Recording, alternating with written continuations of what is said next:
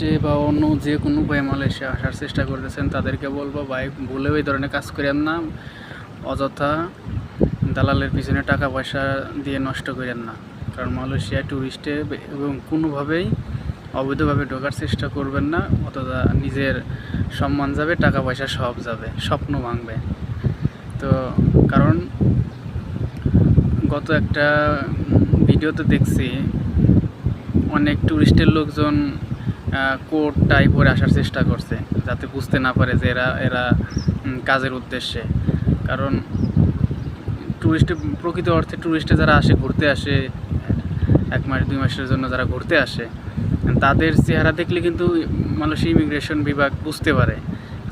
হ্যাঁ, ইমিগ্রেশন পার করার সময় তারা কিন্তু বুঝতে পারে কোন লোকটা কাজের উদ্দেশ্যে আইছে, কোন লোকটা 15 দিন 1 মাস ঘোরার জন্য আসছে। তাদের চেহারা দেখলে বোঝা যায়।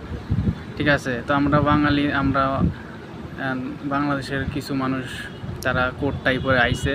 আরে ভাই, যতই আপনি কোট টাই পরে আসেন, আপনার চেহারার ভিতর তো আর ওই সেই ভাবটা আনতে পারবেন না। যারা সত্যিকার অর্থে ট্যুরিস্টে ঘোরার জন্য আসে, তাদের লাগেজপত্র বুকিং এগুলো দেখলে তো বোঝা যায় যে কেউ 1 মাসের জন্য আসছে নাকি কেউ 2-4 বছরের জন্য আসছে।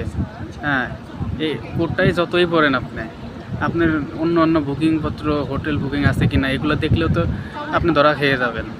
তো এই জন্য বলতেছি, আপনারা ভুলেও ট্যুরিস্টে আসার চেষ্টা করবেন না, অযথা টাকা পয়সা নষ্ট যাবে, নিজের সম্মান নষ্ট হবে, সম্মান ভাঙবে।